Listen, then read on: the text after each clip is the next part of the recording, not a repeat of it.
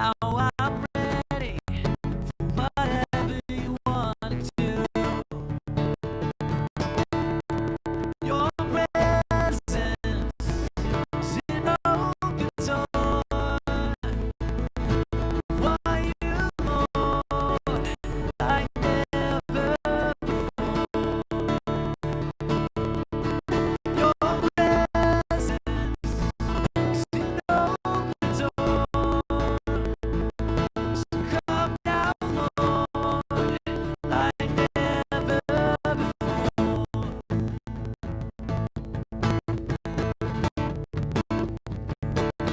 In every season, your grace has been enough, and I'm believing the best is yet to come.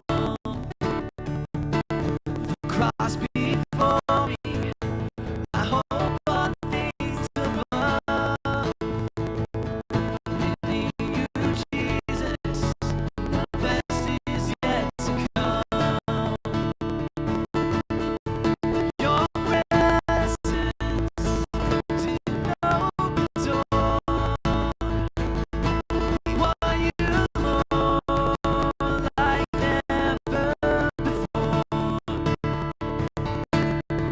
Your presence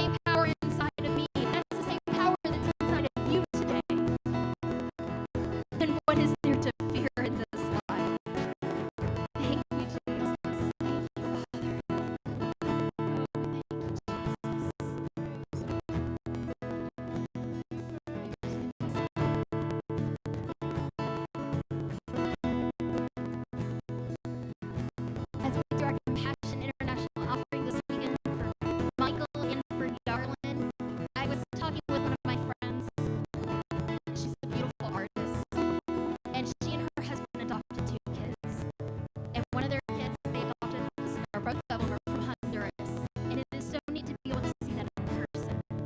And so just like Michael and Garland's life, that they're getting to feed into their children's lives now.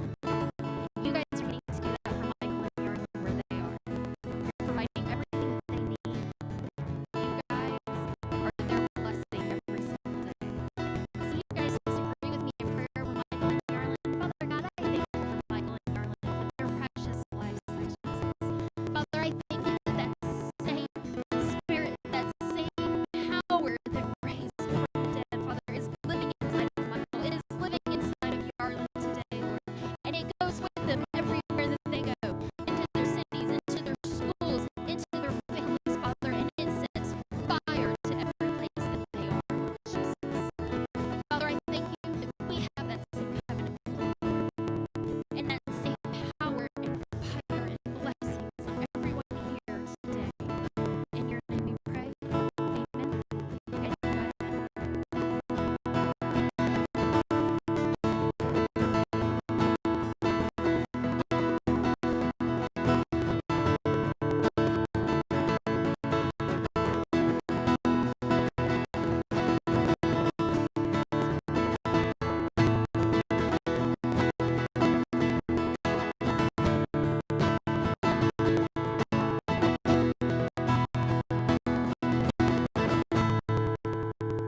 All right. Hey, how's everybody doing this evening? Y'all doing all right?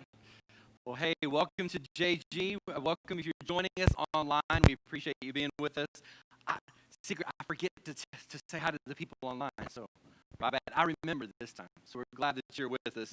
Hey, I want to show you something funny. Now, I do not know what this little girl did, but evidently she was in trouble for messing with the dog's food. But she had a little Sarah Moore in her because she answered back. So take a look at this little girl with her. Was she messing with the dog's food? Lily, I just watched you touch Jude's food. Yes, you did. You touched Jude's food. No, I'm not messing with the food. Yes, you did touch the food. No, I'm not messing with the food. Did you touch Jude's food? No, Yes, I'm not messing with the food. you touched Jude's food. I just watched you.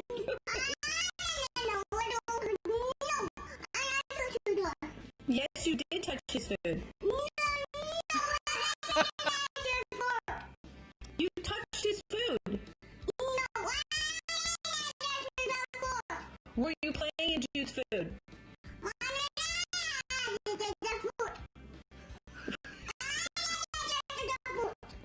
You touched the food. You did touch the food.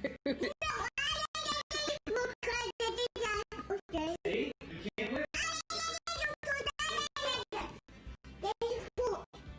You did touch his food. I watched you touch it. Daddy watched you touch it. You touched the food. You didn't touch the food. You didn't touch the food. What thing? You did with your right hand, didn't you? Are you? Don't yell at me. Like this. You better shut it down. You did touch the food.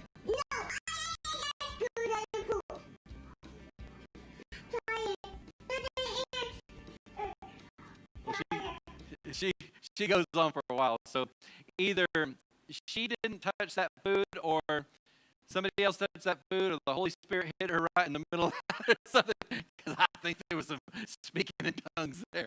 Who names their dog Jude, by the way? Jude. Well, hey, I want to start a new series called Overcome. And I'm going to go into 3 parts of how to overcome. And if you look from the title, I don't know if you can see it from there, but putting doubt, discouragement, and distraction in its place. So tonight I want to deal with doubt and where doubt comes from. If you need to fill in, just raise your hand and we'll run you a sheet and a pen as quickly as we can if anybody needs a fill in. Anybody need a fill in? All right, so here's our foundation scripture for the series, and it goes like this. Jesus replied, "Listen to the truth. If you have no doubt of God's power, doubt, and speak out in faithfulness, you can be the one who speaks to a tree and it will wither away. Even more than that, you could say to this mountain, be lifted up and be thrown into the sea, and it will obey you. Everything you pray for with the fullness of faith, you will receive. That I can't even read. Where'd I get why from? We wouldn't need faith if we weren't in a battle. The part about living this life is that we sometimes don't understand or realize that every day can be a battle. That the enemy doesn't want you to have, listen to this, he doesn't want you to have peace in the battle. Now, we every day live in a battle, but the good news is that we can have peace in the middle of a battle. As a matter of fact, I'll take a step to say that we should always have peace in the middle of a battle. Peace is not a byproduct of nothing going on in your life. By the way, is anybody in this room or online, have you ever had a place in your life where just nothing was going on? Everything was great. Me neither. So it's not ever an absence of challenge or an absence of a battle, but peace is always a byproduct of the presence of God. That the only weapon that the enemy has against you is your identity. I'm going to show you in a minute that from the very beginning, he attacks and fought after the identity of those created in God's likeness. That Jesus came so that I would know that I'm enough, that you are enough. That in the midst of a battle, in the midst of the challenge of doubt, that we are enough. Let's go into doubt. Now, here's where it happened, right straight from the beginning in Genesis. I'm going to kind of switch some part of the story, and you'll see why in a second. And the woman Eve said to the serpent, we all know that she was tempted. Listen to what she said. She said, we may eat of the fruit from the trees of the garden, except the fruit from the tree which is in the middle of the garden. And God has said, you shall not eat of it, neither shall you touch it, lest you die. But the serpent said to the woman, you shall not surely die. Immediately, his first words recorded are doubt. You will not surely die. He goes on to say, for God knows that in the day when you eat of it, listen, your eyes will be opened. Here's the truth. Their eyes were already opened. They already saw his glory without any filter. And the doubt that the enemy brought was that in that day your eyes will be opened, and listen to the next doubt, and you will be like God. Now, I have this theory. I don't know that I've researched it very much, but do you know that we, including Jesus, are the only things recorded as made in his image? Now do we understand why the enemy fights us? I don't know what angelic hosts are like. I don't know what demonic demon, I don't know what they're like, but I don't know, I've never seen where they were made in the image of God. I know that you were. Now, wouldn't it make sense that the enemy, from the start, from Genesis, comes in and attacks and tries to plant doubt in their heart and tells them that when you disobey God, then you're going to be like him, knowing the difference. Listen to this right here. Knowing the difference between good and evil and blessing and calamity. Here's the part of it, that God was never keeping good and evil from Adam and Eve. He was never keeping blessing and calamity, but always knew that he would be the source of discernment when it came to blessing and evil. Blessing and calamity, good and evil. He would be the source of that. He would be the determining factor of that. That the enemy wants you to question God's heart for your life. Now, I know that none of this happened with you guys, but have you ever been in a place like I have where you question, God, is this what you have for me?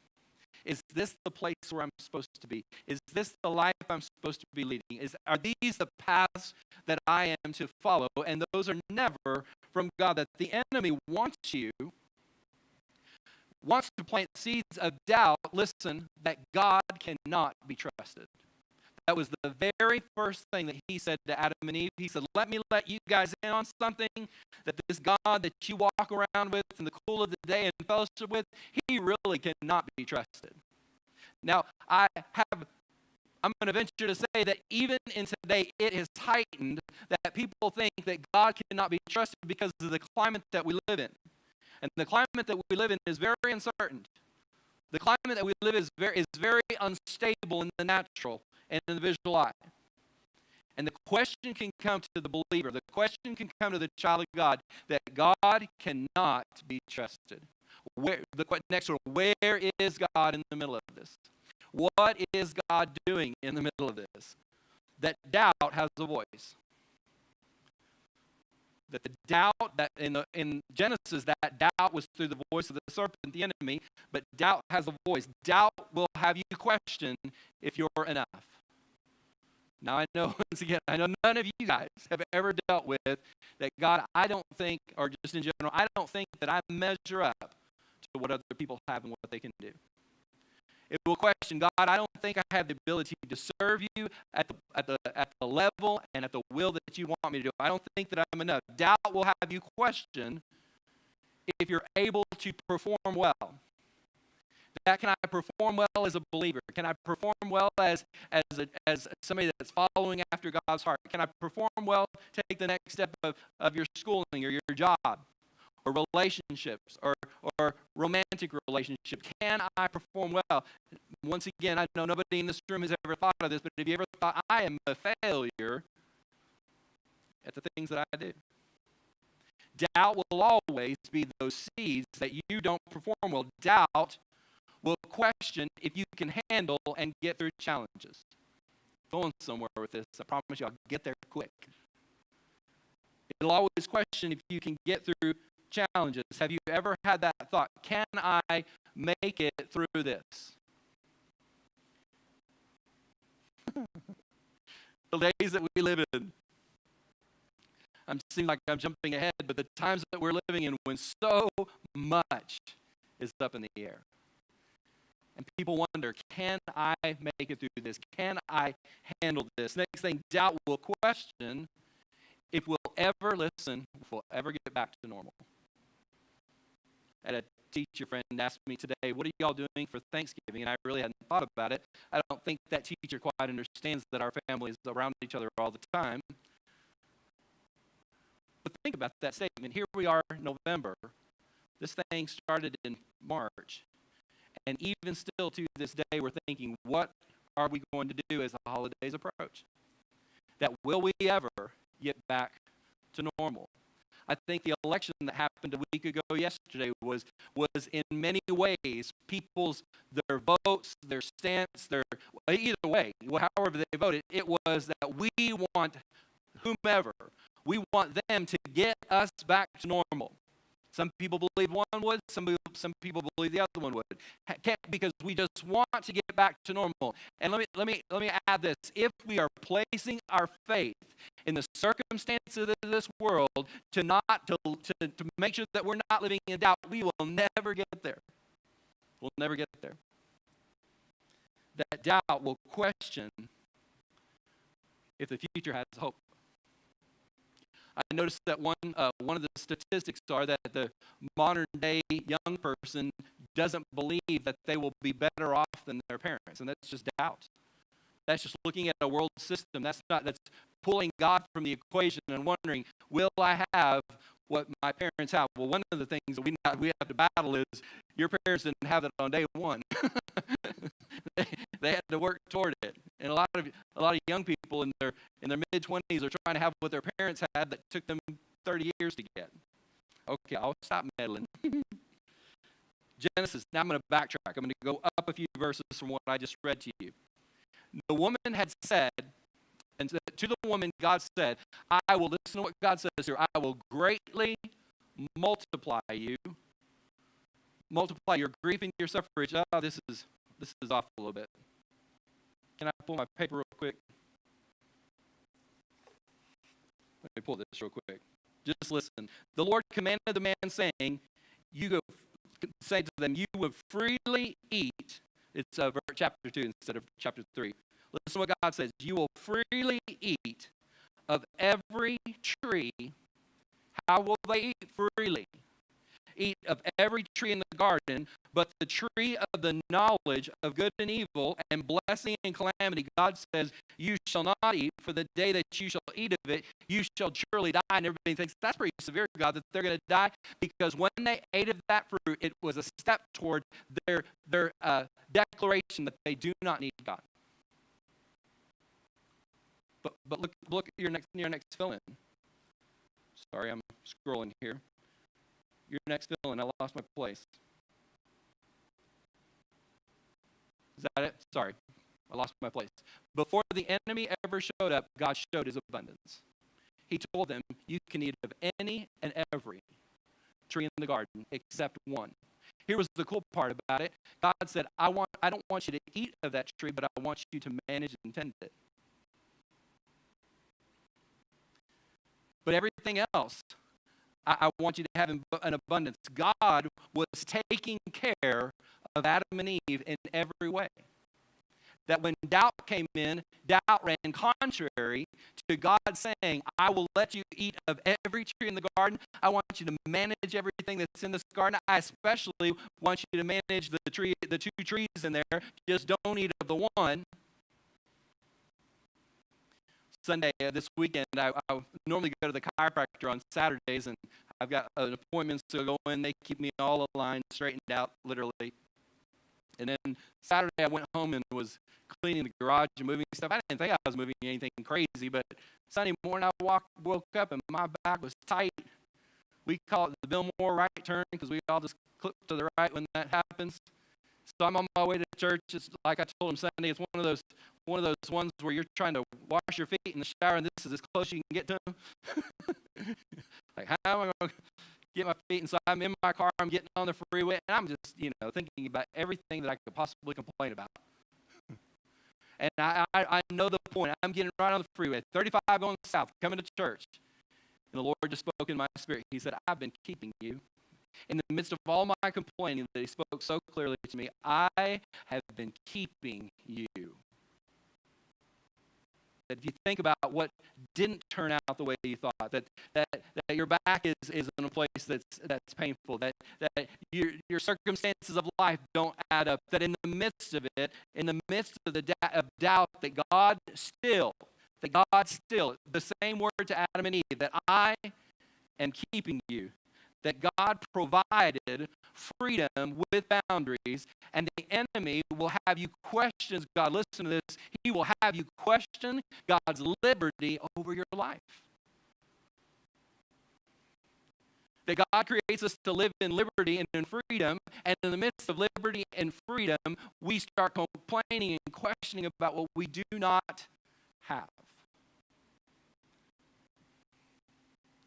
Let me make it plain, and I'll look straight at Jonathan when I say that when we have abundance in our life and we question God's provision over our life, that makes us brats. And in the Greek, that means brats. That when I question God's provision over my life, when he has given me so much, listen to this in Psalms, it says, you, God, you are my strength. You are my shield for every danger. When I fully trust in you, what is this? Help is on the way. I jump for joy. I burst forth with ecstasy. Passionate. We need to return to passionate praise in our lives. And I'm not talking about from this platform. I'm talking about in our daily life. We need to return to passionate praise. And I will sing songs of what you mean to me. That you will be my listen to this, you will be my inner strength for all your people and the mighty protector, I love this, of all, and the saving strength for all, listen to what God says, for all your anointed ones, that he said, I will be your inner strength, I will be your protector, I will be your saving strength. Now, doesn't it seem a little bit ridiculous when we go to God and say, you've been holding out on me? That's just directly from the enemy. If we look at Adam and Eve and say, how? What? They're just dumb. They're absolutely stupid. We do it all the time too. We do it all the time too. Questioning his motive. That doubt will have you focus on what you don't have. And the enemy wants you in a place where you are surrounded by the blessing and the abundance of God, and that your soul and entire focus is on what you do not have. That doubt will have you focus on lack. Here's the part about lack, is that the Word of God says every good and perfect gift comes from God. And I think a lot of times we call lack what God is saying you don't need. Because if you needed it, I'll make sure you have it. And just because you think you need it, you're going to throw a fit because you don't have it. And that goes back to our Greek term of the word brat. In the Greek, it's pronounced brat. But you see what we do with doubt. And when we do that with doubt, we end up wondering why our hearts are in turmoil. That doubt will have you focus on what you're not good at, what you don't excel at, that somebody else can do that better. Listen to this. Comparison is the thief of joy. Comparison is the thief of joy. Several years ago in our student ministry, before we moved into this building, we were at Hughley, and our student ministry ran about 75 kids, young adults, a Wednesday. And I'll tell you what I battled then that I don't battle now. I battled then losing it. If we dare went down to a 50, I thought, here it goes. I'm just being honest with you. Because comparison is the thief of joy. I'm going to tell you how ridiculous I've got lately. I have by no means arrived, but I'm going to tell you how ridiculous I've gotten lately. That when we compare what somebody else has, it has taken fully out of our view, out of our scope, out of our influence in front of us, everything that God has given us.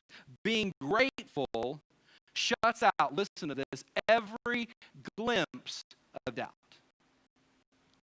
I'm going to tell on me right now, but I am not ashamed of this.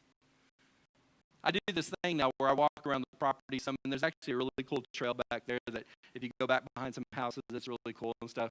I mean, it's made to be a trail. I'm not just wandering through people's yards. But I had it the other day where I was coming back from the little trail back there. It goes back to, was that Bailey Lake? Is that the one that's over there? Bailey Lake. Is it Bailey? Yeah. So I come back by our sign, and our sign is directly out front. And we just recently had that sign built. Why is that funny? I'm laughing about what I'm about to say. And so I'm standing in front of that sign, and it has these metal lettering that are raised off of it. And like a 3-year-old, I'm running my fingers over the metal lettering. And as I'm running my fingers across the metal lettering, I say, God, just thank you. This is a beautiful sign. Now, mind you, about 5 or 6 years ago, I'd gone into, as a matter of fact, I remember times where I went into full-blown panic if our student ministry fell below 40. I guess it's old age. I don't know what it is, but I'm 48 years old out there rubbing the metal lettering on the sign and thanking God. Now, there's other things I probably could work on, but I've got the Thanksgiving for the sign. I got that down. But do you know what happens? This is ridiculous, but what happens when you start getting grateful over the little stuff? You capture God's heart. And what happens? That Thanksgiving runs doubt and everything else on its way.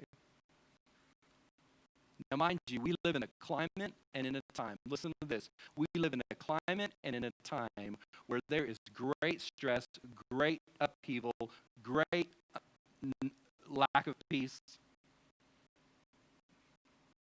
Ryan, I was reading a thread that you were trying with some girl online that you're trying to show political ways and what you think is happening to the nation, and she just did not get it. Right at the very last, Ryan's saying, I'm just saying that this country is deeply divided, and we've got to have a place where we find a common ground, is what he was saying. And it was just amazing that not just with this one, but with many, that the conversation quickly goes to divisiveness. And if we're not careful, we'll jump right in the middle of it too. And it's a theft of peace. It's a theft of joy. It's as Ryan says, it's pernicious that leads to doubt that God knows what he's doing. You can write this down if you want to, but God does not need Jonathan to know what he's doing. He doesn't need me. I can do one of two things. I can enjoy watching him work, or I can have a meltdown. One's a lot more enjoyable than the other one. But do you see where we've come to in everyday life? Taylor, if you'll come on down. Everyday life, that we immediately and quickly doubt what God is doing. And the theft of joy, the theft of peace, the theft of love, the theft of living the theft of living a satisfied life in Him is stolen because we give into the thoughts and the lies that come from the enemy through doubt. Look at this in Colossians. I'm closing with this. That Christ's resurrection is your resurrection too. And this is why we are yearning for all that is above. Listen. And that where Christ sits, where does He sit? He sits enthroned. He sits enthroned at a place of all power, of all honor, of all authority. Did you hear that? I said that. Can I read it again? That Christ's resurrection is our resurrection too, and this is why that we are to yearn for what is above. Not what's on the news channels, not what's on Twitter, not what's on Facebook, because that'll mess you up. But what is above? Because what is above, that is where Christ sits. And where He sits is enthroned with a place of power. Let's try that on for doubt size. In a place of power, of honor, and authority, yes, feast on all of the treasures of the heavenly realm, and feast, listen to this, feast your thoughts. Feast your thoughts with heavenly realities. I can't think of that ridiculous movie. What is that? With the red-headed, curly-haired. What's the name of that? Brave, or that ridiculous guy that kills us. Feast your eyes. I don't know why that came to my mind. Any Holy Spirit that was here is gone now. All right. Fill your thoughts with what? Heavenly realities. And not with the distractions. This is God talking, not with the distractions of the natural realm. The only weapon, listen, in this whole series, the only weapon that the enemy has against you is your thoughts. He can't kill you. He can't murder you. He can't make you stumble. I mean, I could list all the scriptures that go against that. He can't make you sin. He can't do anything. The only influence that he has is the suggestions. I'm going to tell you next week how they come. The suggestions of a thought. And if he can get you where you doubt, that's all he has to do. Now, I am, for many, many years now, and I guess I got it from you, Shishi, but I am a political junkie. I love it. I don't love it right now. I hate to be so transparent. That's not my point, though. My point is that I found myself ingesting huge amounts of time watching news. Huge amounts. And then when it didn't go my way, all the doubt comes rushing in. So about a week and a half ago, I heard as clear as I'm bald-headed, God say, shut it all down. And he didn't have to tell me twice. I was like, gladly. Now, I want you to know, it's what I enjoy. And I shut it all down. And I like to have stuff going in the background at home when I'm, getting ready for work, different stuff like that. It's maybe your quiet time, but when you're getting stuff done, I guess that's just me. Don't judge. But I got Hallmark Christmas movies going on all the time now. Let me tell you what, there's no frustration, no doubt, with Hallmark Christmas movies going on. Man, if you listen, they've got these nice undertones of layers, music going while the storyline's going. I don't know. I've not sat down and watched one of them. But if we're going to live a victorious life, if we're going to live where we're not overwhelmed, we have to learn how to put doubt out. Listen to this, that he can't control your thoughts. All he can do is his best to suggest. And let me put he will suggest relentlessly. Let me give you the one last fill in. That the enemy, listen to this, is no match. The enemy is no match for the believer that has set his or her thoughts. He has no recourse. There is no plan B. There's no what can I do next. If the believer sets his or her thoughts and refuses, I'm going to talk more about this next week, refuses to let doubt in. Next week is distractions. Refuses to let doubt in. The enemy has no plan B. He has no plan B. That's amazing. Now we know why there's such an onslaught of him trying to raise up doubt. That's his only weapon. His only weapon that he can do is suggest doubt. What's the antidote? Well, obviously the Word of God, that kind of stuff. But I'll tell you, most of the times, it comes along right in the middle of you getting ready for work or going to school or whatever, and all of a sudden, a bazillion thoughts go through your head. 3 o'clock in the morning, a bazillion thoughts go into your head about you're not going to make it. It's going to get worse. It's going to get. I had this thing. Alec found this song. They just released it Saturday called "Getting Ready." And it's about a 12-minute worship song, but let me tell you, it is the best 12 minutes of your life. And I've had it in the middle of the night because my mind will go over politics, what's going on right now. But I've noticed that I'll wake up in the middle of the night and thinking about what's going to happen to the country and so forth. But immediately, I hear that song playing as well in my heart. So that's going to happen. But when you don't have that insert of the faith of God, and all you have is the doubt, then you'll be overcome. What's the antidote?